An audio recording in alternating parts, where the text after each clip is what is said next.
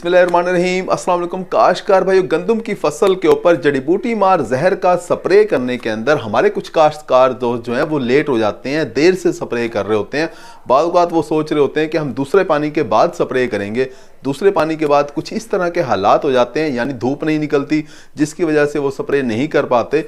अब उनकी गंदम की फसल जब 55, 60, 65 दिन की हो जाती है, उस वक्त ये पूछ रहे होते हैं कि अब हम कौन से जहर का स्प्रे करें। इस वक्त जब आप जड़ी बूटी मार जहर का स्प्रे करने के अंदर लेट हो गए हैं तो आपको कौन से जहर का स्प्रे करना चाहिए, इसके बारे में आज बात कर रहे होंगे। अगर आपने हमारे चैनल सब्सक्राइब नहीं किया, चैनल को फौरन सब्सक्राइब कर दें, साथ में बेल के बटन को दबा दें ताकि फसलों के मुतालिक हम जितनी वीडियो बना रहे होते हैं वो आपको बर वक्त मिल सकें। काश्तकार भाई, जड़ी बूटी मार जहर का स्प्रे आपको पहले 45 दिन के अंदर अंदर कर लेना चाहिए। उसकी वजह ये होती है कि 45 दिन के बाद पौधा सिट्टा बनाना शुरू कर देता है।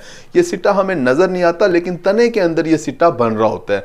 काश्तकार, इसके बाद जब आप जड़ी बूटी मार जहर का स्प्रे करते हैं तो जड़ी बूटी मार जहर, कोई भी जहर आप इस्तेमाल करेंगे, इसका अपना एक स्ट्रेस होता है, एक दबाव होता है। यानी जब आपका पौधा सिट्टा बना रहा है, यानी जब आपका पौधा जो है ये फैसला कर रहा है कि सिट्टे की लंबाई कितनी होगी, उसके अंदर घुंडियों की तादाद कितनी होगी, कितने दाने बनेंगे, कितनी पैदावार मैंने अपने काश्तकार को देनी है, ये फैसला पौधा उस वक्त कर रहा होता है। उस वक्त जब हम जड़ी बूटी मार जहर का स्प्रे कर देते हैं तो हमारी पैदावार मुतासर हो रही होती है, हमारा वो सिट्टा जो अभी बन रहा होता है वो मुतासर हो रहा होता है।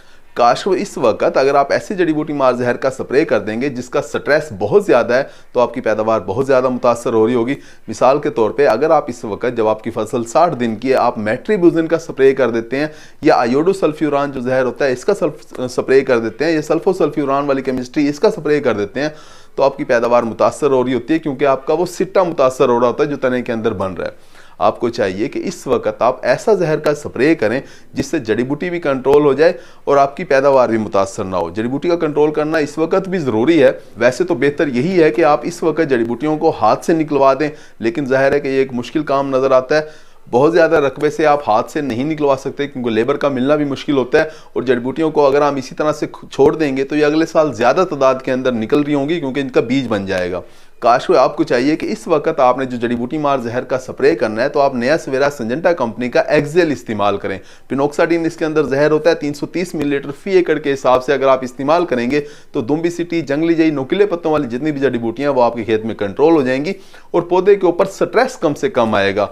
गंदम की फसल जो है अगर आपकी वतर हालत में है तभी आप इसका स्प्रे कर सकते हैं, ज्यादा वतर में है तब भी आप स्प्रे कर सकते हैं, कम वतर में है तब भी आप एक्सेल का स्प्रे कर सकते हैं, क्योंकि ये स्ट्रेस कम से कम दे रहा होता है और पत्तों के जरिए जड़ी बूटियों को कंट्रोल कर रहा होता है। बाकी आमतौर पे जो जहर होते हैं वो पत्तों के जरिए भी कंट्रोल करते हैं और जड़ों के जरिए भी कंट्रोल कर रहे होते हैं, लेकिन एक्सेल जो है वो पत्तों के जरिए कंट्रोल करता है, फसल को स्ट्रेस कम से कम देता है, नुकीले पत्तों वाली जड़ी बूटियों को कंट्रोल कर लेता है। अगर आपके खेत के अंदर चौड़े पत्तों वाली जड़ी बूटियां भी हैं तो आप इसके साथ प्रमोक्सिनल प्लस MCPA जहर भी मिलता है नया सवेरा सिंजेंटा कंपनी के पास, वो आप इस मिक्स करके इस्तेमाल कर सकते हैं। इसके अलावा आप एक्सेल के साथ ही बायर कंपनी का बैक्ट्रल सुपर मिल रहा होता है, वो भी आप मिक्स करके इस्तेमाल कर सकते हैं।